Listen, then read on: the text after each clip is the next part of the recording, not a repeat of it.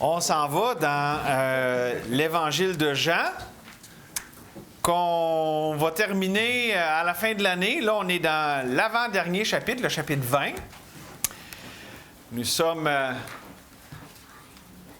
dans ce chapitre aujourd'hui avec la victoire de la résurrection. On va lire les versets 1 à 10 qui nous présentent ces événements.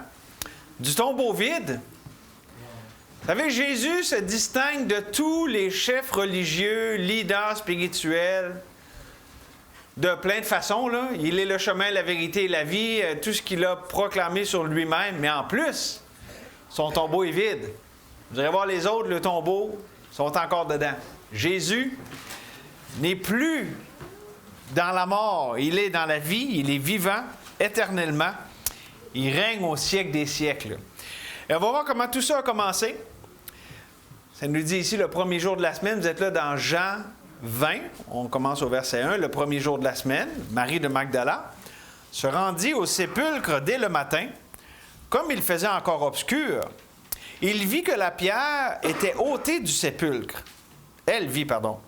Elle courut vers Simon-Pierre et vers l'autre disciple que Jésus aimait et leur dit, « Ils ont enlevé du sépulcre le Seigneur et nous ne savons où ils l'ont mis. » Pierre et l'autre disciple sortirent et allèrent au sépulcre. Ils couraient tous deux ensemble, mais l'autre disciple courut plus vite que Pierre et arriva le premier au sépulcre. S'étant baissé, il vit les bandes qui étaient là, à terre. Cependant, il n'entra pas. Simon-Pierre, qui le suivait, arriva et entra dans le sépulcre. Il vit les bandes qui étaient à terre. Et le linge qu'on avait mis sur la tête de Jésus, non pas avec les bandes, mais plié dans un lieu à part. Alors l'autre disciple qui était arrivé le premier au sépulcre entra aussi, et il vit, et il crut, car il ne comprenait pas encore que selon l'Écriture, Jésus devait ressusciter des morts, et les disciples s'en retournèrent chez eux. Seigneur, on veut s'arrêter maintenant juste pour te demander de nous guider dans ce temps. Toi qui es l'enseignant, toi qui es le consolateur, toi qui es le révélateur, toi qui es le sauveur, que ces vérités éternelles qu'on considère accomplissent tous les desseins que tu as pour chacun ici. On s'en remet à toi, Seigneur. On s'attend au miracle de la vie, de la délivrance, de la paix, de la joie, de tout ce qui vient de toi, qui est bon, qui est libérateur. Et donc, on s'attend, Seigneur, à voir ta bonne main. Alors qu'on s'arrête, Seigneur, à tes pieds. Bénis ce temps. Merci pour chacun ici. Que tu nous donnes cette joie, ce privilège de venir à tes pieds, notre divin Maître. Merci. Au nom de Jésus. Amen. Donc, on a lu ici des versets, évidemment, très importants. Quand on les considère dans leur ensemble, les événements que ça l'amène ici, parce qu'ils relatent des faits sur lesquels non seulement repose tout le reste du chapitre, mais aussi le constat qui est fait ici, d'abord par Marie, puis ensuite qui est validé par Pierre et Jean, disciples que Jésus aimait, évidemment, c'est Jean. Ces choses ici qui sont constatées, qui sont amenées, c'est le fondement historique sur lequel repose la foi chrétienne. Et c'est pas moi qui l'invente. Je vous lis 1 Corinthiens 15, 13 à 19. « S'il n'y a point de résurrection des morts, Christ non plus n'est pas ressuscité. Et si Christ n'est pas ressuscité, notre prédication est donc vaine, et votre foi aussi est vaine.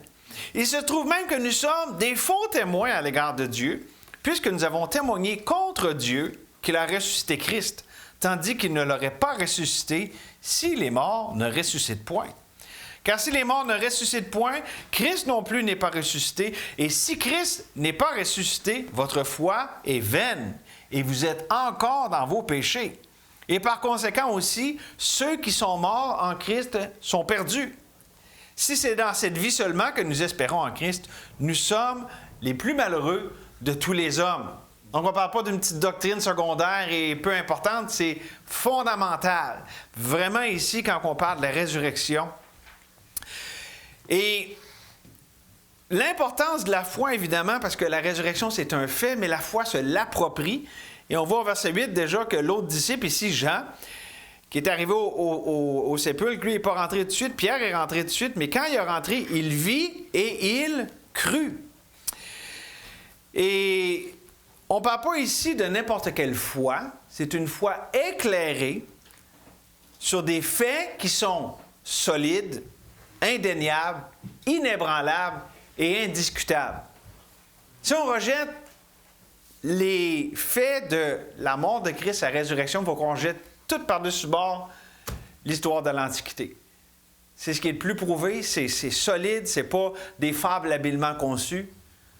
C'est des faits historiques. La foi ne se base pas sur des imaginations, des belles histoires, des belles pensées, mais sur des faits historiques, comme on le voit ici.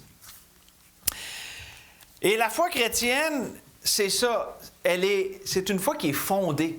C'est pas là une espérance vaine. Oh, j'espère donc que Dieu va me sauver, ou j'espère que ce qu'il a fait, c'est ce que ça prenait. Non, la foi chrétienne est une certitude. Et remarquez ici, on a vu Jean qui a cru, mais aussi, ça nous dit au verset 11, « Car il ne comprenait pas encore que selon l'Écriture, Jésus devait ressusciter des morts. » C'est pas comme s'il a tout arrangé ça, tout beau, c'est comme lui-même vivait ça, puis il n'était pas encore tout au fait de tout ce qui se passait là. Il était dépassé littéralement par les événements. Mais on voit que la foi s'accroche à des choses qu'on comprend. OK? On n'est pas souvent en comprenant des choses, mais pour être sauvé, il faut qu'on comprenne certaines choses. Puis après ça, il faut qu'on les croie. OK? Donc, il y a vraiment l'importance de connaître certaines choses de base. Comme on le voit avec les jeunes, on est pécheurs. Jésus est venu pour nous sauver du péché. Puis il est ressuscité parce que justement, il a vaincu la mort. Puis c'est celui qui est qualifié, approuvé de Dieu pour sauver du péché. C'est le seul. Il n'y en a pas d'autre. Il n'y a pas de sauveur 2.0. Il y en a un seul, c'est Jésus. Et donc, Dieu, quand il appelle à croire, il fait appel à notre pensée, notre volonté, nos émotions. Il n'essaie pas de court-circuiter notre intelligence, les questions qu'on pourrait avoir, des questions de cœur, des choses qui pourraient peut-être nous amener certains doutes. Dieu n'a pas peur de ça. Il nous amène les choses, puis en fait, on peut, avec la foi chrétienne, affronter ces questions sans peur. Et ça m'amène à un point important. Les sectes, c'est évident. Beaucoup de religions aussi fonctionnent clairement de même. Où est-ce que le modus operandi, la façon de procéder, c'est pas de poser de questions, puis remets pas en question. OK? Il ne faut pas, tu sais.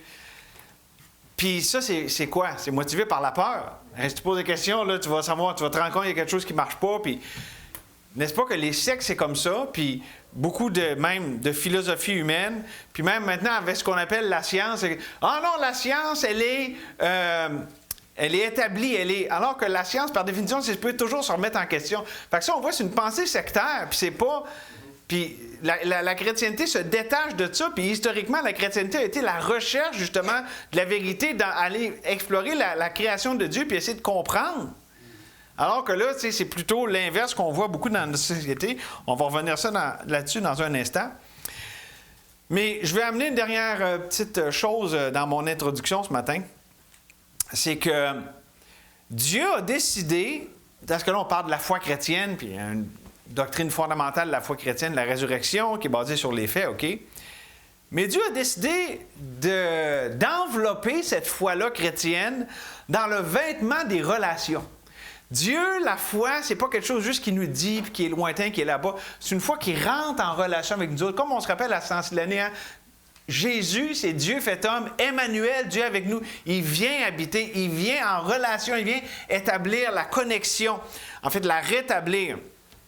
Et on va voir ça dans un instant avec justement ici toutes les personnes avec qui Jésus rentre en contact ici et rétablit la connexion. C'était brisé. Parce que là, il avait vu la croix, il avait vu toute cette opprobre, puis là, il était complètement dépassé. Puis Jésus restaure la foi en restaurant la relation. Ça va ensemble. C'est pas comme « Ah, OK, je t'en parlerai plus tard ». Non, il se connecte avec eux autres. La foi, c'est foncièrement relationnel. C'est pas quelque chose qui est détaché d'une relation. Ça en fait partie intégrante. Donc, non seulement la foi est quelque chose qui est bâti sur des faits historiques, mais qui est aussi ancré dans une relation avec Dieu, puis aussi une relation les uns avec les autres. Puis ça, Jean en parle spécialement dans 1 Jean. Une église où est-ce qu'il y a la peur, puis le contrôle, l'incrédulité, l'orgueil.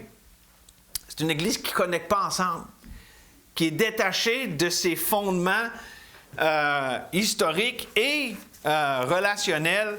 Ce n'est pas une église en santé. Mais ici, on voit Jésus qui s'occupe de son église, toute naissante ici. Après la résurrection, on voit 3 apparitions triomphale de Jésus, puis le titre du message, c'est « Surpris par la victoire ». Tout le monde dit qu'il était surpris.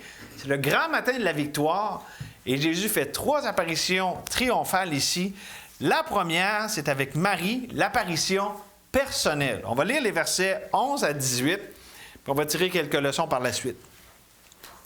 Donc là, on a Marie. Cependant, Marie se tenait dehors près du sépulcre et pleurait. Comme elle pleurait, elle se baissa pour regarder dans le sépulcre, et elle vit 2 anges vêtus de blanc, assis à la place où avait été couché le corps de Jésus, l'un à la tête, l'autre aux pieds. Ils lui dirent « Femme, pourquoi pleures-tu? » Elle leur répondit « Parce qu'ils ont enlevé mon Seigneur, et que je ne sais où ils l'ont mis. » En disant cela, elle se retourna, et elle vit Jésus debout, mais elle ne savait pas que c'était Jésus. Jésus lui dit « Femme, pourquoi pleures-tu? Qui cherches-tu? » Et elle, pensant que c'était le jardinier, lui dit, « Seigneur, si c'est toi qui l'as emporté, dis-moi où tu l'as mis, et je le prendrai. » Jésus lui dit, « Marie. » Et elle se détourna, et elle dit en hébreu, « Rabouni », c'est-à-dire « Maître. » Jésus lui dit, « Ne me touche pas, car je ne suis pas encore monté vers mon Père. Va trouver mes frères et dis-leur que je monte vers mon Père et votre Père, vers mon Dieu et votre Dieu. » Marie de Magdala alla annoncer aux disciples qu'elle avait vu le Seigneur et qu'il lui avait dit ces choses. À ce qu'on sache, quand on compare les Écritures, on voit ici l'apparition de Jésus à Marie. Puis on apprend aussi dans 1 Corinthiens au chapitre 15, verset 5, qu'il est apparu à Céphas ou à Pierre, puis aux 12. Donc, il est distingué. Donc, d'après ce que... Puis là, peut-être que vous avez d'autres informations là-dessus, mais avec les vérifications que j'ai faites, c'est les 2 seuls qu'on a clairement dans les Écritures où est-ce que Jésus apparaît à quelqu'un tout seul. Parce que Jésus a apparu plusieurs fois après sa résurrection, mais à des groupes de personnes. Mais ici, c'est personnel. Avec Marie, l'autre personne, c'est Pierre.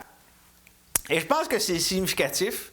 Il est apparu seul à ces 2 personnes-là, une fois ressuscité. Et tôt après, Pierre, on ne sait pas exactement c'est quand, mais ça ne devait pas être très longtemps après.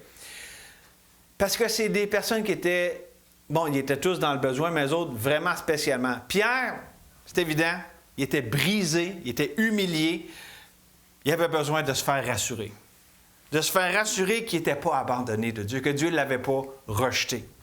Je pense que c'est pour ça que Jésus lui est apparu personnellement. Marie, elle, brisée par la tristesse, la souffrance, elle qui avait mis toute son espérance en Jésus. C'est la première qui est au sépulcre.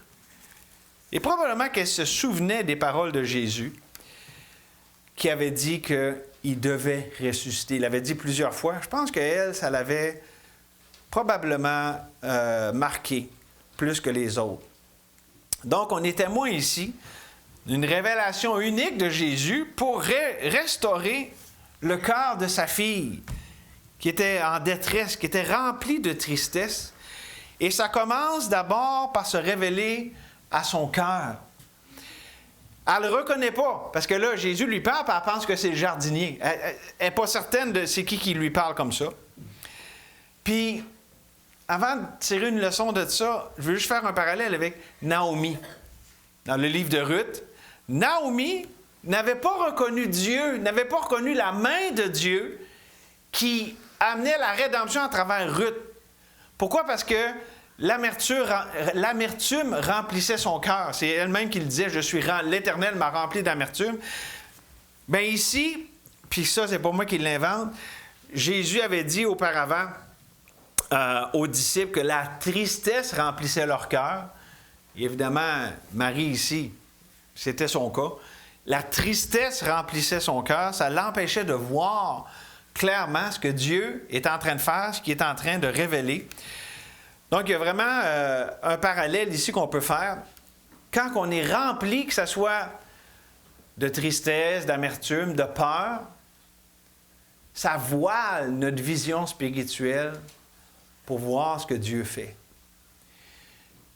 Mais la bonté de Dieu qui se révèle comme ça et qu'on voit que notre besoin, quand on est rempli de ces choses, c'est de voir Dieu. C'est pas de tout comprendre ce qui nous arrive, d'avoir toutes les explications, puis que là, tout soit réglé là, dans notre compréhension. Non, c'est que Dieu se révèle à nous, comme ici.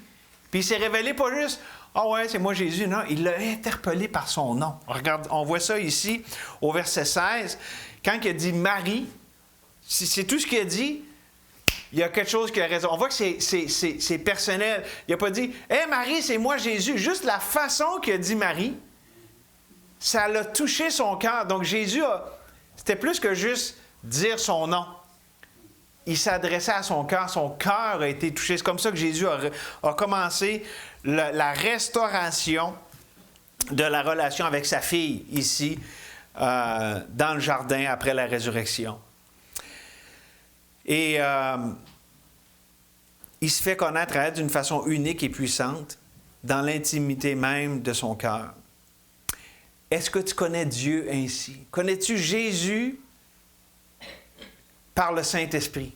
Le connais-tu comme ton sauveur? La Bible nous dit dans 2 Corinthiens 5, 16, « Ainsi, dès maintenant, nous ne connaissons plus personne selon la chair. Si nous avons connu Christ selon la chair, maintenant, nous ne le connaissons plus de cette manière. Si on est sauvé, on ne connaît plus un Jésus lointain. Maintenant, c'est le Jésus qui est le trésor de notre cœur, le maître de notre cœur, celui qui est notre plus grand trésor. Et je dirais que si vous êtes un enfant de Dieu, est-ce que vous gardez l'émerveillement de connaître Jésus? Que c'est la plus belle des choses, le plus grand des trésors, de connaître personnellement Dieu. Quand ça nous dit dans 1 Pierre au chapitre 1, vous l'aimez sans l'avoir vu, vous croyez en lui sans le voir encore, vous réjouissant d'une joie merveilleuse et glorieuse. Puis ça nous parle aussi dans 2 Corinthiens de rendre grâce à Dieu pour son don merveilleux. Êtes-vous émerveillé de connaître Dieu personnellement? Et on voit ici, on peut peut-être mal le comprendre, au verset 16, il dit « Ne me touche pas ». C'était pas du rejet, là. C'était pas parce qu'il disait « Hey, touche-moi pas, là ». Parce que, bon, il explique, c'est parce qu'il faut qu'il monte à son père. C'est pas parce qu'il le rejette. En fait, je crois que, bon, au-delà de l'immédiat, la situation où est-ce qu'il fallait qu'il aille au père, je pense qu'aussi Jésus voulait lui apprendre, dès ce moment-là, à s'attendre à une autre présence, une autre proximité, pas celle de Jésus en chair et en os, mais le Saint-Esprit. Parce que c'est lui le consolateur, c'est lui qui allait venir. La présence du Saint-Esprit, je pense que Jésus voulait préparer à développer, grandir dans cette relation avec Dieu, le Saint-Esprit, le consolateur que Jésus allait envoyer. Et donc, c'est quoi ta relation avec le Saint-Esprit? Est-ce que tu expérimentes du réconfort quand tu es tout découragé? Est-ce qu'il te parle? Est-ce qu'il te reprend? Puis là, je ne parle pas d'affaire de voir des grandes lettres dans le ciel puis tout ça.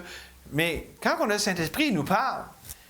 Il nous reprend, il nous réconforte, puis il nous communique. Il nous communique dans notre cœur même. Ça commence avec le salut. Hein? C'est le Saint-Esprit qui convainc de péché, de justice et de jugement. C'est le point initial pour arriver à être sauvé. On ne peut pas être sauvé sans la conviction du Saint-Esprit. Et d'ailleurs, c'est la marque distinctive. Si quelqu'un est sauvé, il va avoir été saisi par la conviction du Saint-Esprit, de son état, de la justice de Christ, puis de la différence éternelle que ça fait de le recevoir ou de le rejeter. Mais c'est aussi l'essence de la vie chrétienne, notre relation avec le Saint-Esprit. Dieu, le Saint-Esprit, c'est pas juste on lit un livre, on dit des prières, puis il faut qu'on aille à l'Église. Non, tout ça, c'est une relation, et c'est une relation qui porte du fruit, le fruit de l'Esprit. C'est surnaturel, c'est extraordinaire, qu'on n'oublie jamais comment c'est ça, la vie chrétienne. C'est une relation avec Dieu, le Saint-Esprit, qui vit en nous. Et donc, ça m'amène... Ça, c'était l'apparition personnelle. Là, on voit la deuxième apparition ensuite, celle aux disciples. Donc là, Jésus, c'est plus juste une personne, c'est les disciples, mais sans Thomas. OK? Et on a ça dans les versets 19 à 23 qu'on va lire dans un instant. J'ai appelé ça, si la première, c'était l'apparition personnelle, la deuxième, j'ai appelé ça l'apparition communautaire. OK? Jésus, ici, on peut dire qu'il entame la restauration de la communauté de foi, son corps, l'Église. OK? Et voici comment il fait. OK? On va lire les versets, vous allez voir, c'est spécial. D'abord, au verset 19, ça dit « Le soir de ce jour qui était le premier de la semaine, les portes du lieu où se trouvaient les disciples étaient fermées à cause de la crainte qu'ils avaient des Juifs. Jésus vint au milieu d'eux et il leur dit « La paix soit avec vous. » Puis, il répète ensuite aussi au verset 21, donc d'abord, il communique sa paix. À 2 reprises, il dit « La paix soit avec vous ». Ça, c'est quoi? C'est son réconfort. Comment qu'il les restaure? Il commence en leur communiquant sa paix, son réconfort. Ensuite, au verset 20, ça dit « Et quand il lui dit cela, il leur montra ses mains et son côté. Les disciples furent dans la joie en voyant le Seigneur. Il leur communique son identité, en montrant que c'est bien lui là, qui est mort sur la croix. Et donc, il leur donne son renfort. Il fortifie leur foi en sa personne. Voici, c'est bien moi qui est mort sur la croix, mais ce n'est pas la fin de l'histoire. Verset 21, Jésus leur dit de nouveau, « La paix soit avec vous. Comme le Père m'a envoyé, moi aussi, je vous envoie. » Il leur communique la grande commission. Ça, c'est son essor. Il veut que cette vie de triomphe qui vient d'expérimenter, elle se répande par la communication de cette vie au monde entier. Ensuite, il dit au verset 22, « Après ces paroles, il souffla sur eux et leur dit, « Recevez le Saint-Esprit. » Il leur communique le Saint-Esprit. C'est son mentor, celui qui va les conduire dans toute la vérité puis qui va leur rappeler les paroles qu'ils ont reçues. Mais juste ici, là, pour clarifier, ce n'est pas la même chose que la Pentecôte. OK? En fait, on apprend que dans Luc, au chapitre 24, verset 45, ça dit qu'il leur a ouvert l'esprit comme ça en leur soufflant son esprit pour qu'ils comprennent les Écritures. Okay? C'était comme un petit coup de main pour qu'ils comprennent un peu tout ce qui arrive ensemble, parce que ces choses-là, c'est spirituellement qu'on en juge. C'est pas juste « Ah, là, je suis rendu plus smart » puis tout ça. Non, il leur a donné l'éclairage ici du Saint-Esprit, le mentor. Et finalement, au verset 23, on peut lire, « Ceux à qui vous pardonnez, c'est Jésus qui parle, ceux à qui vous pardonnerez les péchés, ils leur seront pardonnés, et à ceux à qui vous les retiendrez, ils seront retenus. » Il leur communique son autorité spirituelle, et ça, c'est son trésor. Pourquoi? Parce que c'est les clés du royaume, Jésus qui leur donne les clés pour qu'il fasse avancer son royaume sur la terre, même une fois qu'il est parti. Là, je vous l'ai donné, j'ai descendu les versets, mais je vais vous expliquer un peu plus pour que on puisse remarquer ensemble que Jésus, ici, a communiqué à sa communauté de foi, à nous, ses enfants, puis là, ici, évidemment, historiquement, ceux-là qui étaient là avec lui. Il leur a communiqué tout ce dont ils avaient besoin. Ce n'est pas juste des paroles de même qu'il a tirées comme ça en l'air, ça répondait à des besoins spécifiques. Il leur a communiqué sa paix, pourquoi? Parce qu'il était troublé. Troublé par les événements. Il était complètement dépassé, en fait, par tout ce qui leur arrivait. Donc, c'est pour ça que c'est son entrée en matière. Jésus brisait la puissance de la peur. en amenant cette paix-là. Ensuite, quand il leur communique son identité, en identifiant que c'est bien lui, avec les marques, bien, il leur communique ça parce qu'il était confus. Puis il brise la puissance du doute ainsi. Parce que là, il devait dire, c'est ce qu'on voit avec les disciples d'Emmaüs, on croyait que c'était lui qui allait amener la délivrance. Voyez-vous comment Jésus brise la puissance du doute en s'identifiant, c'est bien moi.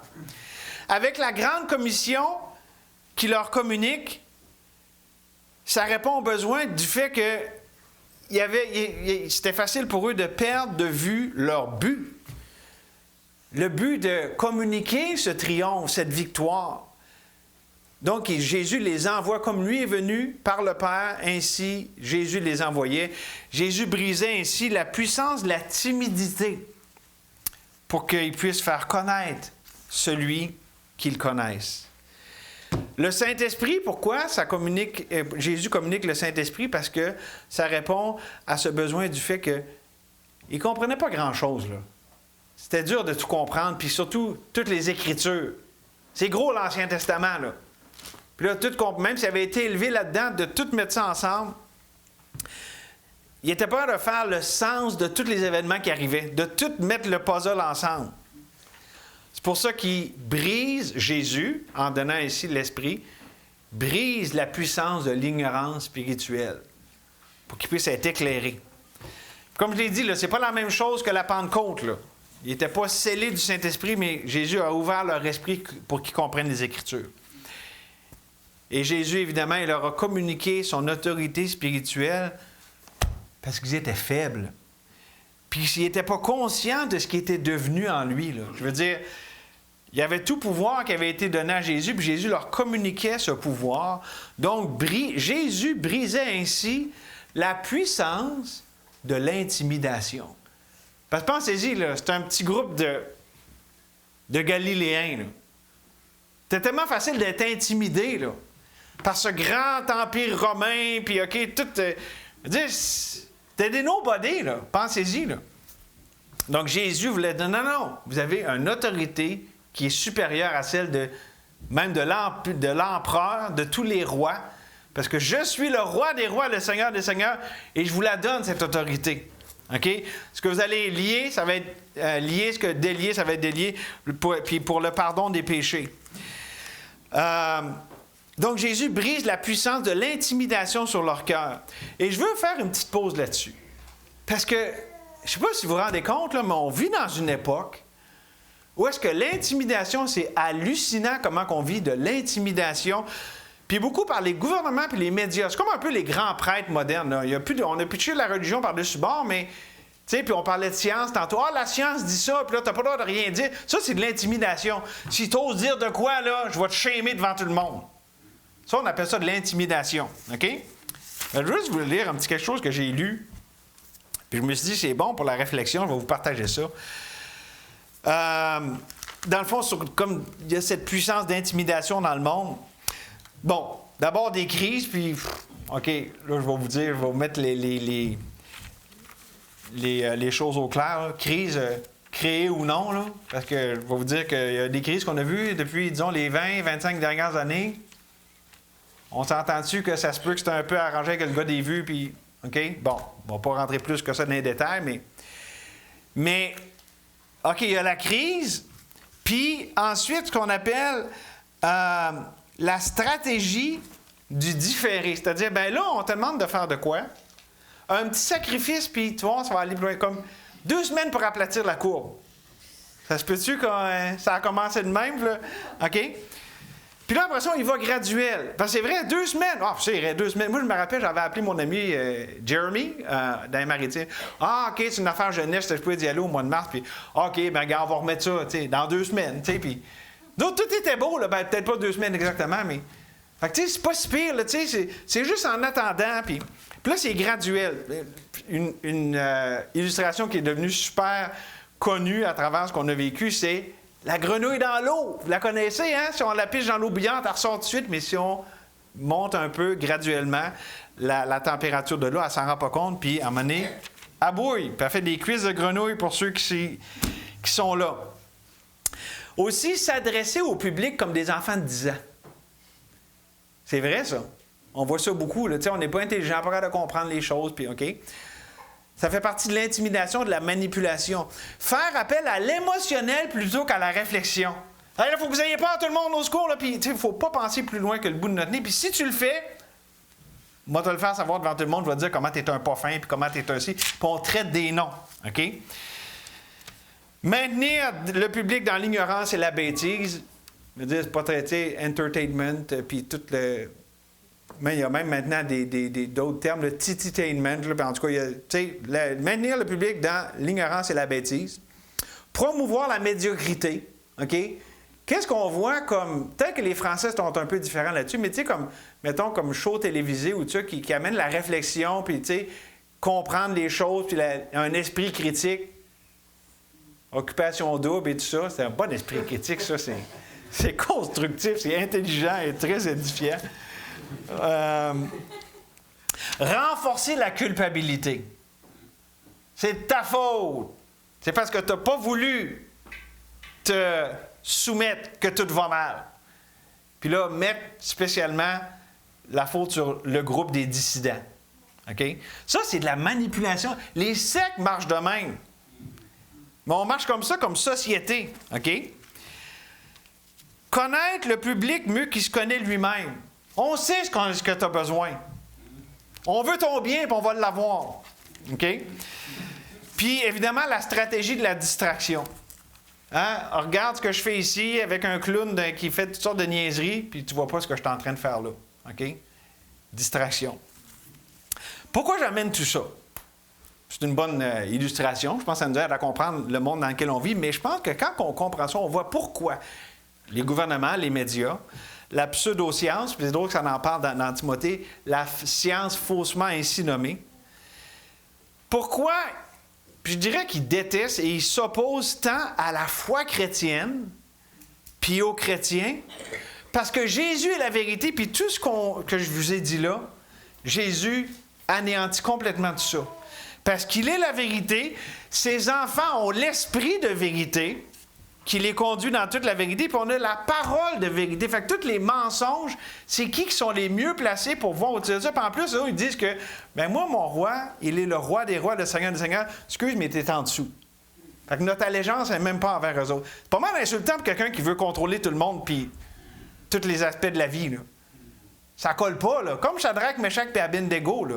Ça l'enrage, le roi, là, quelqu'un de même, là. OK? Je référais là, à la fournaise ardente, là, ceux qui n'avaient pas compris. Et dans le fond, c'est quoi? C'est que à cause de l'esprit qui vit dans les chrétiens puis de sa parole, ben, on devient des instruments pour démasquer le mensonge et l'intimidation. Mais ça, c'est quoi la réponse à ça? C'est pas de se rebeller puis de commencer à voir... Tu sais, parce que le monde rentre là-dedans, là, le monde qui n'a pas l'Esprit de Dieu, qui n'a pas la parole de Dieu, ça ne donne pas nécessairement quelque chose de mieux. Les chrétiens, notre rôle, c'est simplement de proclamer Christ, étant la vérité, étant celui qui est venu pour restaurer. Et pour nous, dans des temps comme ça, on n'a pas à se laisser intimider. Dire, on ne fait pas de mal à personne. Au contraire, on amène le bien, la guérison, la restauration, l'acceptation. Avez-vous honte de ces mots-là que je viens de dire? La liberté, c'est des beaux mots, c'est des belles vérités. Puis c'est à ça que, tu sais, on est ici sur Terre for such a time as this. Ça se dit mieux en anglais, là, comme dans Esther, là. Qui sait si c'est pour un temps comme celui-ci que tu es là? Ben oui, nous, on est là, en ce moment, là, sur la Terre, pour un temps comme celui-là. Puis Dieu nous a plantés ici, dans la province qu'on est, pour que lui brille à travers nous autres. Donc, on n'a pas à se laisser intimider. C'était quand même un long point, disons, une petite parenthèse, mais je me suis dit que ça allait être bon à partager, parce que dans l'époque où est-ce qu'on est, on n'est pas sur la défensive. On reste encore et toujours sur l'offensive. Le monde veut nous intimider pour continuer sur la défensive, alors que nous, non, nous, on a un message à proclamer, à mettre de l'avant. Puis on n'a pas à avoir honte parce que c'est bon, puis oui, c'est libérateur, puis... Donc, on ne perd pas courage, chrétienne. C'est la fin des temps, mais Dieu n'a pas fini avec nous autres. Bon, c'est ce qu'on apprend ici avec ce que Jésus a communiqué aux disciples sans Thomas, mais là, on arrive avec Thomas sur la scène. On va lire les versets 24 à 29. Thomas, appelé Didyme, l'un des 12, n'était pas avec eux. Oups! Lorsque Jésus vint, il vint la première fois, les autres disciples lui dirent donc, « Nous avons vu le Seigneur. » Mais il leur dit, « Si je ne vois dans ses mains la marque des clous, et si je ne mets mon doigt dans la marque des clous, et si je ne mets ma main dans son côté, je ne croirai point. » 8 jours après, les disciples de Jésus étaient de nouveau dans la maison, et Thomas se trouvait avec eux. Jésus vint, et les portes étaient fermées. Il se présenta au milieu d'eux et dit, « La paix soit avec vous. » Puis il dit à Thomas, « Avance ici ton doigt et regarde mes mains. Avance aussi ta main et mets-la dans mon côté. Et ne sois pas incrédule, mais crois. » Thomas lui répondit, « Mon Seigneur et mon Dieu. » Jésus lui dit, « Parce que tu m'as vu, tu as cru. Heureux ceux qui n'ont pas vu et qui ont cru. » Ici, c'est l'apparition, puis je ne sais pas si c'est un mot, là, mais c'est parce que c'est tous des mots en R, mon affaire. L'apparition réprimandaire. Il l'a réprimandé. On voit la disposition spirituelle de Thomas, c'est le doute. Il est dans le doute. On dit en anglais « doubting Thomas ». Et Jésus qui le réprimande, OK? Il le réprimande devant tous. On ne sait pas pourquoi Thomas n'était pas là la première fois avec les disciples. Peut-être qu'il y avait juste une raison valable. Je veux dire, ça se peut, là. T'es quoi, t'as dit? Parti faire des commissions? Non? Ah, il y avait la gastro, on ne sait pas. Mais peut-être aussi, tu sais, peut-être qu'il était déprimé, là. Parce qu'il y en a des fois quand ça va pas bien, parce que là, ça allait pas bien, là. Jésus est mort sur la croix, peut-être qu'il s'isolait. Puis qu'il ne voulait pas voir personne. Puis, on ne sait pas, OK? Mais une chose est claire, c'est que Jésus a réprimandé son incrédulité. OK? Il n'a pas dit « Ah, t'aurais dû être là, t'étais déprimé ou ça, ou OK, t'aurais dû... » Mais il l'a repris sur le problème fondamental, l'incrédulité. Et Thomas, il s'est repenti. OK? Il n'est pas resté dans l'incrédulité. Il s'est repenti, puis il a accepté la vérité que Jésus, c'est bien lui. Et il a reconnu à la fois la divinité de Jésus et sa seigneurie. Mon Seigneur et mon Dieu. Donc vraiment, bonne réponse, mon Thomas. Tu as compris ta leçon. Et c'était pas juste quelque chose qu'il disait comme ça, il se soumettait comme ça. Et quand Jésus nous reprend, quand Dieu nous reprend, la Bible nous dit dans Hébreux 12 que c'est toujours pour notre bien. Puis Dieu fait ça dans son amour.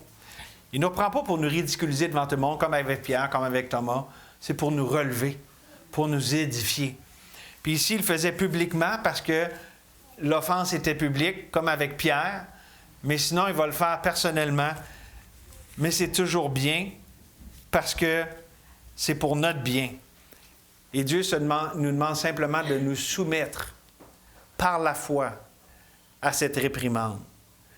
Parce que c'est comme ça que Dieu brise la puissance de l'orgueil, l'orgueil qui résiste, qui ne veut pas laisser aller, puis qui brise la puissance de l'incrédulité sur notre cœur.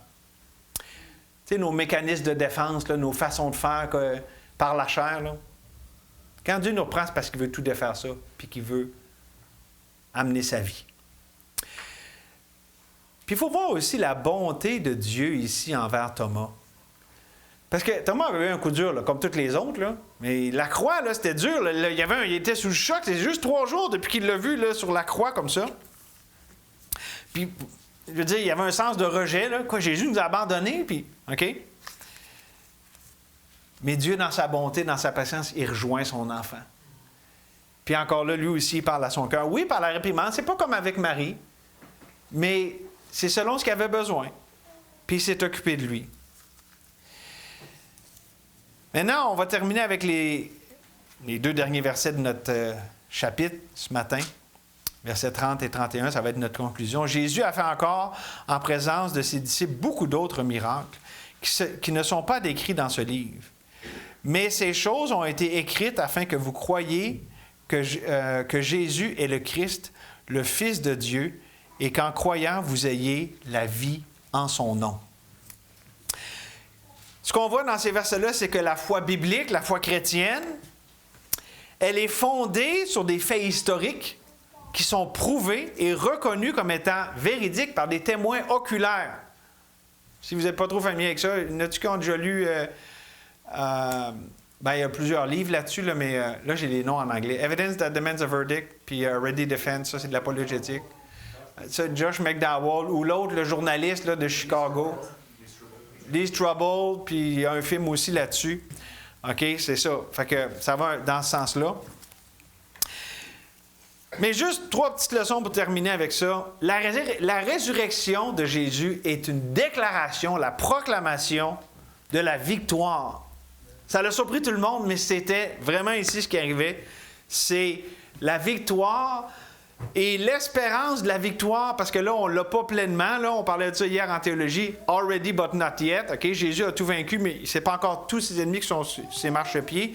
Mais on sait que Jésus, sa victoire inclut la victoire sur la mort, sur tous les effets de la chute, le péché, le monde, tout ce qui s'oppose à la vie du croyant. Jésus l'a vaincu. Puis à cause de ça, le croyant peut avoir l'assurance, la certitude que donne la résurrection, le courage de la foi chrétienne, parce que même s'il y a les hauts et les bas dans la vie chrétienne, on peut toujours revenir à ces vérités-là. Ça ne change pas. Nous, on change, on peut être instable, la vie, elle change, c'est pas toujours pareil, mais ça ne change pas. Puis Jésus est le même hier, aujourd'hui, puis éternellement. Et finalement, les disciples de Jésus ici ont été transformés par le témoignage puissant ici de la résurrection, comment ça a affecté leur vie, leur cœur. Et ça a été pour le monde le témoignage de l'amour de Dieu, de la puissance de Dieu qui sauve, qui peut briser les cœurs les plus durs et sauver les gens perdus dans les ténèbres. Alors, ma question, c'est ceci ce matin. Comment réponds-tu à pareille victoire, à pareille révélation de triomphe sur la mort, le péché, le monde, la chute, toutes les choses mauvaises? Je vous lis Hébreux, chapitre 7, verset 25. C'est aussi pour cela qu'il peut sauver parfaitement ceux qui s'approchent de Dieu par lui, étant toujours vivants pour intercéder en leur faveur. C'est comme ça que ça commence la vie chrétienne. Aller à Jésus qui sauve. Il est toujours vivant. C'est lui qui sauve. C'est aussi comme ça que la vie chrétienne continue de se vivre. Jésus, notre intercesseur. Jésus qui est celui qui nous secourt dans tous nos besoins, qui nous invite lui-même à s'approcher de lui. Puis du trône de la grâce. Pas le trône des mérites, puis le trône de ça va bien aujourd'hui, je peux aller à Dieu, mais aujourd'hui, la journée suivante, ça va pas bien, je peux pas aller à Dieu. On peut toujours aller à Dieu. Dans nos bons, nos mauvais jours, dans nos pires moments comme dans nos meilleurs, Dieu est le même, il ne change pas. On peut toujours se confier en lui. C'est ce que je vous invite à faire, vous confier en Dieu, avec ce qu'il vous a montré pour ce matin. Que ce soit pour commencer la vie chrétienne en étant sauvé, que ce soit pour la continuation de la vie chrétienne. C'est toute la même personne. C'est Dieu qui est vivant, qui sauve parfaitement ceux qui s'approchent de lui par la foi. Merci Seigneur pour ce temps que tu nous as donné ce matin. Oh, ce chapitre de la résurrection, merci pour le fait que Seigneur, tu t'es présenté comme ça à ton peuple pour les restaurer. Ils étaient complètement dépassés par les événements. Ils étaient faibles, ils étaient confus. Tu as répondu à tous leurs besoins. Tu les as rencontrés, pas juste pour leur donner de l'information, mais pour amener ta transformation. Et merci que c'est encore comme ça aujourd'hui. Tu permets des circonstances, c'est toi qui décides ce que tu fais dans nos vies. Ce n'est pas à nous de te dire quoi faire, comment le faire. Mais Seigneur, merci que dans tout ce que tu fais, tu veux opérer cette délivrance, nous libérer de nous-mêmes, nous libérer de l'incrédulité, de l'orgueil, de la résistance. Merci Seigneur, tu es personnel. Puis aussi, notre Église, tu nous aimes. Et Seigneur, tu veux faire une œuvre communautaire, pas juste des choses individuelles, mais ensemble. Oh, merci Seigneur, tu es si bon et si fidèle. On veut répondre à tout cet amour par la foi. Guide-nous, Seigneur, dans cette réponse maintenant dans la prière de ton peuple, avec ce qu'on a entendu. Je te prie toutes ces choses au nom de Jésus. Amen.